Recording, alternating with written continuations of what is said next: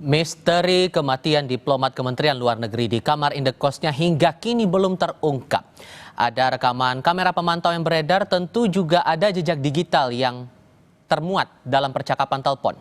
Sejauh mana kemudian bukti CCTV dan rekaman percakapan ini bisa membantu mengungkap kasus ini? Kami diskusikan ini bersama penasihat Kapolri, Irjen Pol Purnawirawan Arianto Sutadi, dan kriminolog Universitas Indonesia Adrianus Meliala. Selamat malam semuanya dengan Tifal, apa kabar? Selamat malam, Mas Ivan. Terima kasih semua bergabung dalam diskusi kami kali ini. Pak Ari, begini, karena kan ini hitungannya sudah hampir 1 minggu ini kasus. Kemudian sampai sekarang belum keluar, belum disampaikan hasil autopsinya bagaimana. Apakah ini memang terbilang sulit kasusnya sehingga untuk autopsi saja belum terungkap?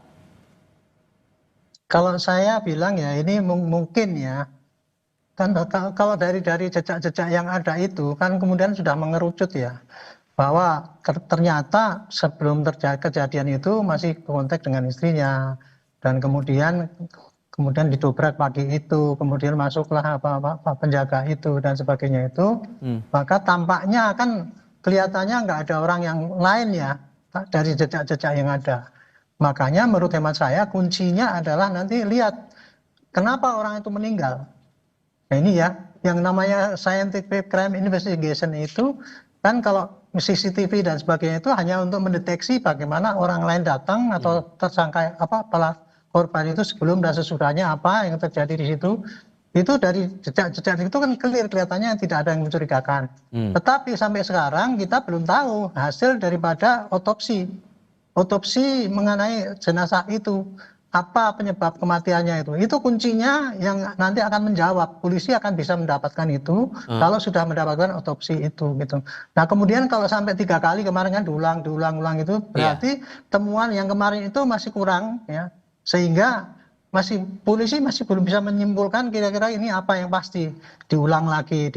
Nah saya kemarin dapat ya informasi dari YouTube juga bahwa gejala orang yang kematian seperti itu pernah terjadi, yaitu di mana orang itu menutup kepalanya itu dengan maksud supaya kurang O2 ke tempat dia gitu ya. Oke. Sehingga ya kemudian itu dalam rangka untuk apalah, saya nggak bisa ngomong di sini ya. Tapi kira-kira praktek seperti itu pernah ada gitu, cuma di Indonesia belum diramekan. Sehingga analisis Anda, sorry saya potong Pak, sehingga analisis Anda kalau kasus semacam ini butuh waktu berapa lama untuk bisa terungkap motifnya dan ini penggunaan apa? Saya sekarang hanya ingin hanya perkiraan ya.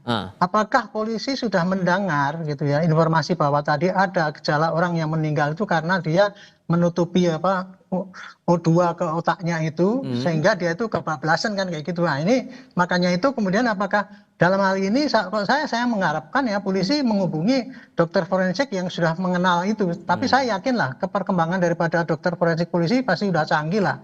Nah ini kalau perkiraan saya ya, ini polisi pasti akan menunggu hasil penjelasan daripada dokter forensik kenapa orang itu meninggal. Kalau itu tahu pasti nanti akan diumumkan orang itu sebabnya meninggalnya karena ini gitu. Baik. Itu aja kalau menurut perhitungan saya kira-kira selama ini yang menjadi keraguan itu aja. Prof Adrian, dengan bukti yang sudah ada sekarang, CCTV, kemudian ada percakapan dan kita melihat bagaimana perjalanan kasus ini coba ditangani oleh Polda Metro Jaya, Anda merasa sebetulnya sudah ada titik terang atau justru masih ada yang ganjil di sini? Ya dengan TKP sedekat itu ya, artinya tidak banyak, tidak luas, tidak ada orang yang merusak ya, dan juga dengan alat bantu ya, ada CCTV dan berbagai hal, maka sebetulnya dan juga dengan adanya otopsi, maka sebetulnya saya menduga kuat sekali bahwa sebetulnya polisi sudah mendapatkan informasi dari dokter, demikian juga dari berbagai pihak bahwa apa yang menjadi penyebab mati. Namun kemudian lalu nampaknya karena dalam hal ini kelihatannya penyebab matinya itu terlihat seperti kontroversial, maka kemudian lalu diadakan satu pengulangan.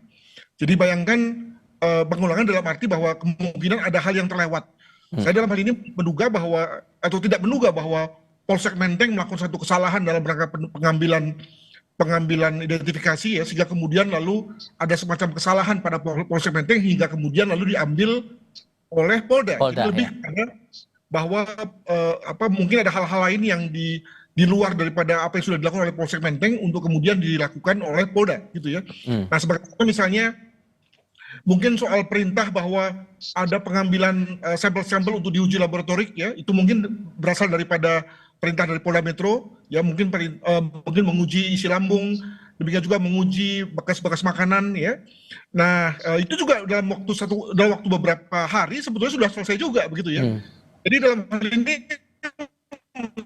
menurut saya sebetulnya semua kartu sudah terbuka, sudah ada di tangan kepolisian sebetulnya. Cuma mungkin sekali apa yang tadi disebutkan oleh Pak Arianto itu menjadi benar ya. Saya sendiri dalam berbagai media mengatakan bahwa ini bunuh diri. Tetapi bunuh diri juga kemudian teori bunuh diri itu juga lalu kemudian ada kelemahannya ya. Pertama bahwa mesti ada variasi dengan obat lain, dan kelihatannya obat itu tidak ada. Sebagai contoh obat tidur untuk membuat lalu yang bersangkutan bisa kemudian tidak sadar. Tidak sadar, dan lalu pada saat itu juga lalu kemudian kehilangan pernafasan. Dan juga tidak ada sama sekali indikasi bahwa yang bersangkutan menampilkan perilaku-perilaku yang aneh gitu ya. Nah, maka dengan mudah juga kemudian teori bunuh diri dapat disingkirkan. Lalu kemudian apa dong kalau begitu, kalau bukan bunuh diri, kalau bukan dibunuh?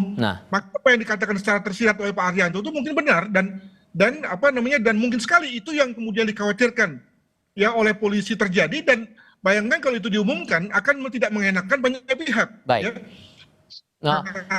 Apalagi ketika kita sebut bahwa yang bersangkutan adalah seorang diplomat, dan tentu apapun yang menjadi sebab matinya itu akan menjadi perbincangan di kalangan internasional. Nah, ini yang kemudian nampaknya akan menjadi semacam pertimbangan dari kepolisian. Demikian. Sehingga ini kan yang fakta terbaru yang diungkap oleh polisi tadi pagi, sudah ada 3 kali istri Arya ini berkomunikasi dengan penjaga indekos untuk mengecek posisi suaminya.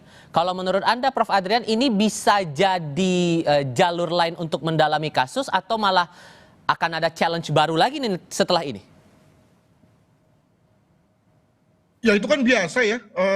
Saya kira kita semua yang tinggal berjauhan dengan istri, tentu lalu istri akan gusar dan kemudian lalu berkali-kali menelpon. Jadi saya kira tidak ada hal yang aneh dalam hal ini. Amat wajar kalau kemudian istri menghubungi berbagai pihak untuk kemudian mengecek kondisi suaminya gitu ya. Jadi saya kira bukan hal yang aneh dalam hal ini, begitu.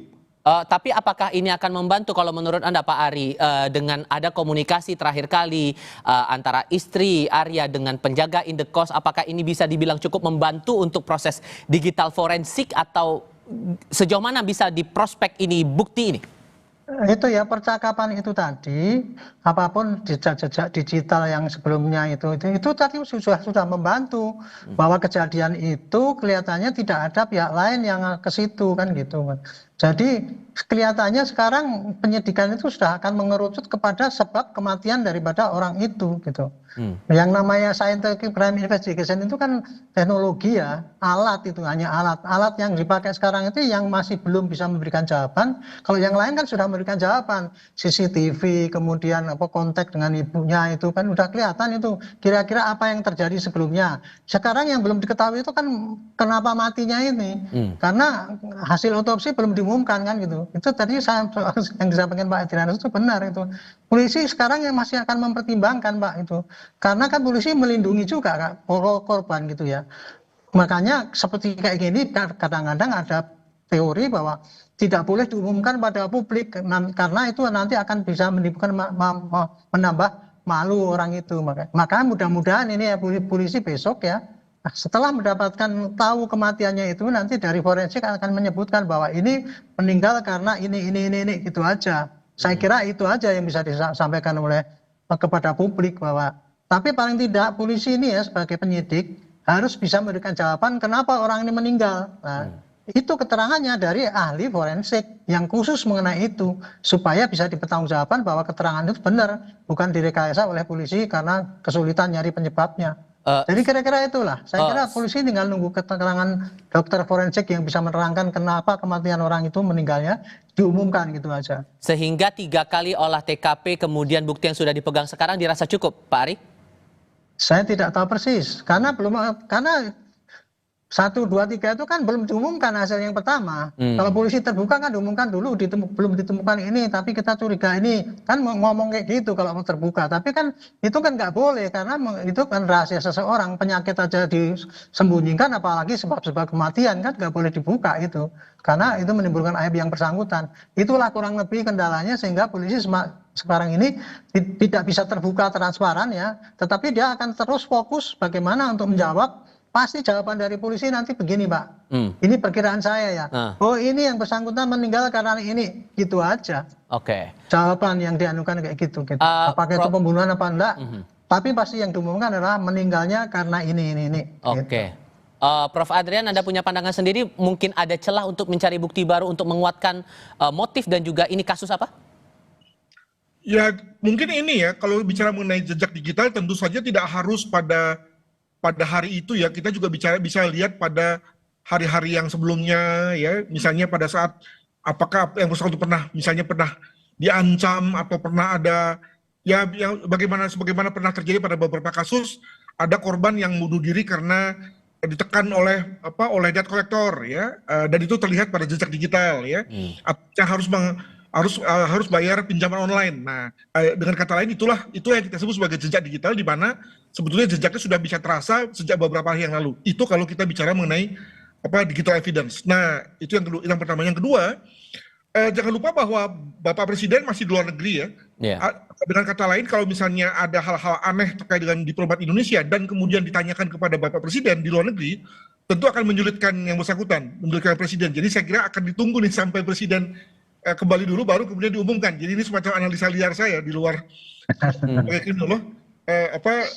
untuk supaya kemudian lalu face saving ya, menyelamatkan muka semua nih. Kalau memang hasilnya tidak terlalu menyenangkan ya, untuk kemudian tidak membuat malu semua pihak. Demikian. Karena ini tampaknya akan jadi kompleks baik di hulu maupun juga hilir ya. Prof. Adrian, Pak Ari, terima kasih banyak sudah berdiskusi bersama kami. Selamat malam semuanya. Terima kasih, selamat malam. Malam, Prof.